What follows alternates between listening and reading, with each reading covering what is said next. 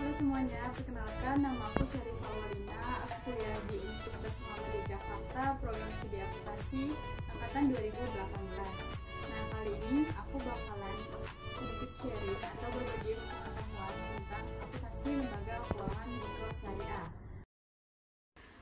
Nah, ini adalah definisi dari lembaga keuangan mikro syariah.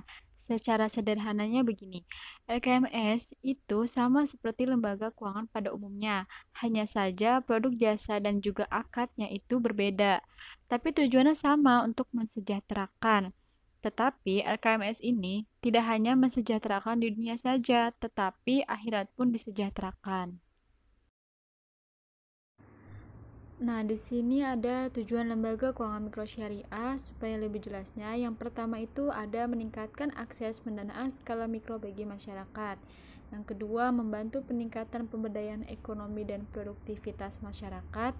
Yang ketiga, membantu peningkatan pendapatan dan kesejahteraan masyarakat, terutama masyarakat miskin atau berpenghasilan rendah. Kemudian prinsip apa sih yang harus dipegang oleh lembaga keuangan mikro syariah? Yang pertama ada keimanan dan ketakwaan Allah Subhanahu wa taala. Kita harus mengimplementasikan pada prinsip-prinsip syariah dan muamalah Islam dalam kehidupan nyata. Yang kedua ada istiqomah. Istiqomah artinya konsisten, tak pernah putus asa. Yang ketiga ada profesionalisme.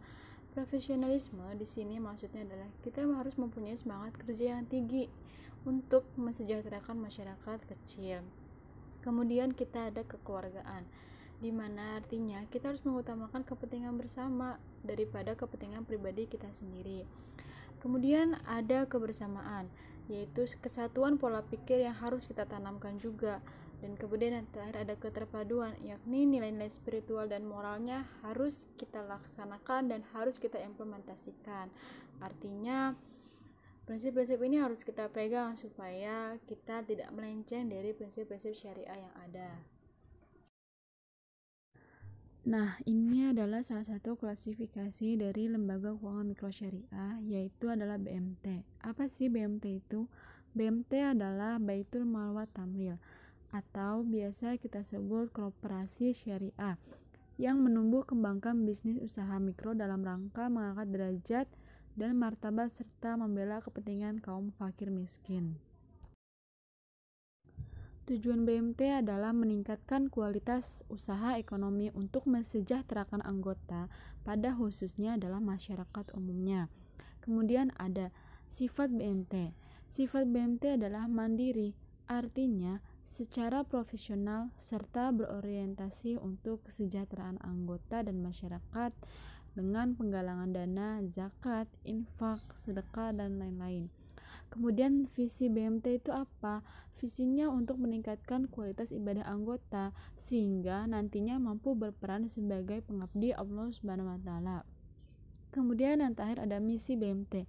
Apa sih misi BMT? Yaitu membangun dan mengembangkan tatanan perekonomian yang sesuai dengan syariah.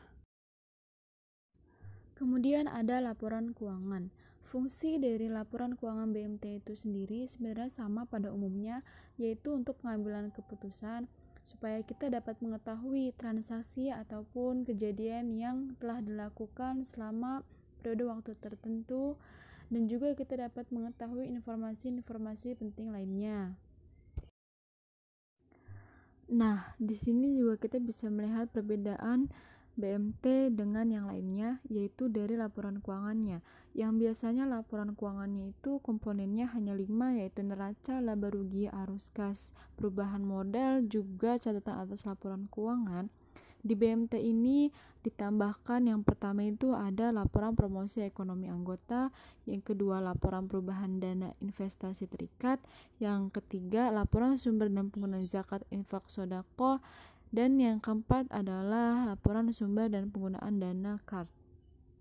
Nah, teman-teman juga bisa lihat di sini siapa aja sih pemakai laporan keuangan BMT, yaitu salah satunya adalah pemilik dana, pihak yang memanfaatkan dan menerima penyaluran dana, pembayar zakat, dan lain-lain.